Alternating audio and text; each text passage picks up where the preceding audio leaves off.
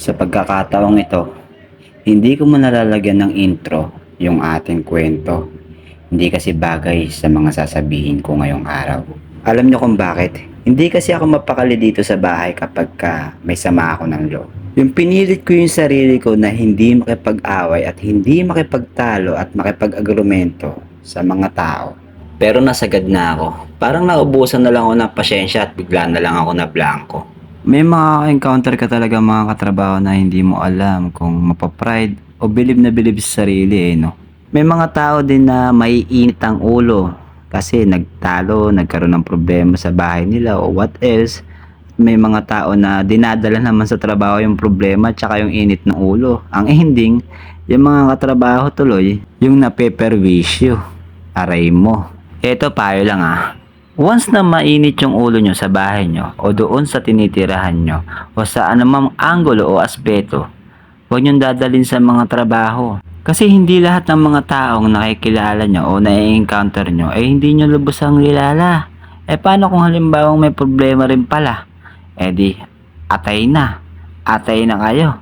Atay na sila ngayon. So ang tanong, yung problema mo dinala mo dun sa trabaho mo, tapos yung katrabaho mo, pinagdaanan mo ng init ng ulo mo. Tapos yung init ng ulo mo, hindi mo alam, mas mainit pala yung ulo ng katrabaho mo. So nagtagpo kayo. Nagtagpo kayo ng problema versus problema. Anong mangyayari? Anong kalalabasan ng init ng ulo mo? Di komosyon. Di pag once na magkaroon ng komosyon, sino talo? Di ikaw. Kasi yung problema mo, dinala mo sa trabaho mo. Nasa halip, iniwanan mo sana bago ka magtrabaho. Tama ba ako? Tugmang-tugma yun. Tinutugma ko talaga yung mga sinasabi ko sa nangyayari sa buhay ko at sa araw kong ito. Kung ano man yung mga nangyari dito sa trabaho ko ngayon, hindi ko na dapat ikwento yun. Sasarilihin ko na lang, baka kasi iba na naman yung maging kwento dun sa kwento ng isang tao na nagkwento dun sa kwento ng taong yun.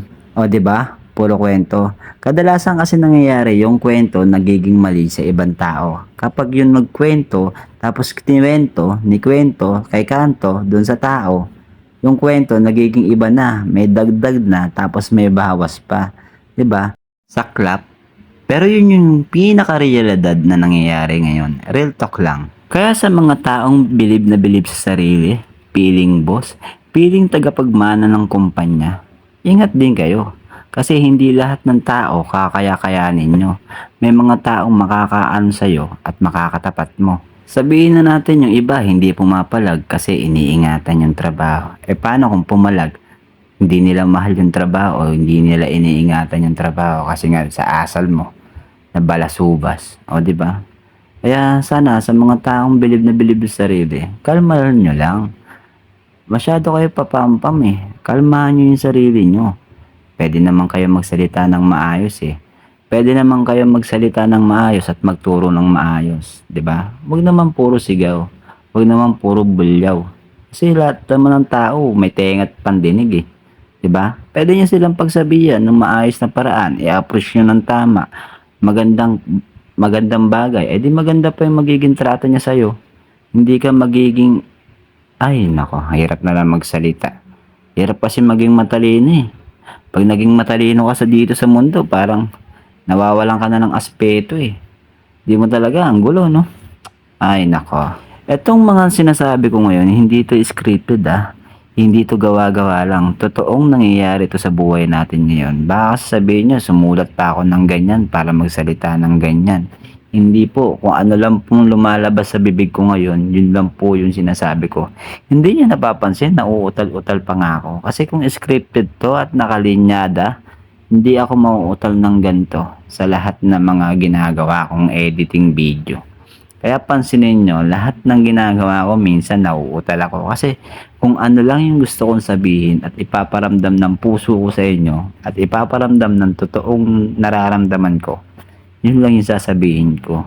Wala nang halong kwento at etos-etos pa. Charot. Medyo mahaba na rin pala yung kwento natin at yung mga sinasabi natin. Kasi una pa lang sa lahat ng sinabi ko sa day 1 lang na hanggang day 1 lang. Pero eto, naka day 6 na tayo. Ay, day 5 pala.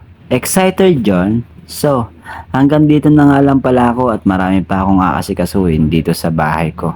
Kaya, see you for the next vlog natin for day 6. Ngayon, day 5 pa lang ha. Tandaan nyo, day 5 pa lang. Paalam!